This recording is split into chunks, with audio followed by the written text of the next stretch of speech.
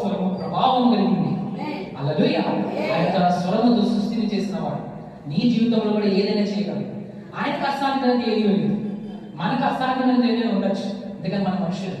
ఆయన సంపూర్ణుడు, పరిపూర్ణుడు. సంపూర్ణుడు అంటే సర్వము చేయగలడు, సంపూర్ణమైన కార్యాలు చేయగలడు. చిన్న మందులు కూడా పెద్ద వరకు సమస్తానైనా చేయగలడు. ప్రజలా నీ కోసం ఎవరితోనైనా మాట్లాడగలడు, నీ కోసం ఆయన ఏదైనా చేయగలడు. హల్లెలూయా. తన భక్తులకు ఆకలిస్తే ఆయన కాకిగా ఆకలించి తన భక్తుడికి ఆయన ఆహారాన్ని పంపించేవాడు. తన భక్తుడు సముద్రంలో మునిగిపోతూ ఉంటే తిమింగలాన్ని కనుక పెద్ద చేపకు ఆకలించి ఆ తిమింగలాన్ని పంపించినవాడు మన దేవుడు.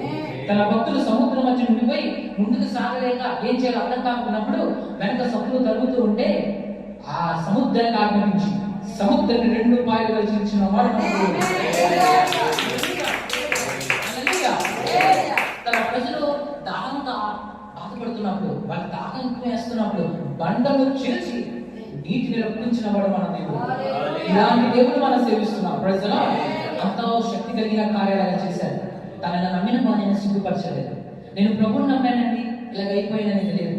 నువ్వు ప్రభువుని నమ్మినప్పుడు నీ స్థితి కొద్దిగా ఉందేమో, కానీ నువ్వు మహా అభివృద్ధిగా ఆయన తీసుకెళ్తావు. ఎందుకంటే నీకు సామర్థ్యం లేదని నువ్వు బాధపడదు, ఆయన సామర్థ్యం చాలా గొప్పది. నీ పాకెట్, నీ జోబి ఖాళీగా ఉందని నువ్వు బాధపడదు, ఆయన జోబి చాలా నిండుగా ఉంది. ప్రజలా నీ గృహంలో ఆహారం లేదని నువ్వు బాధపడదు, ఆయన ఇంట్లో బహు ఆహారం ఉంది.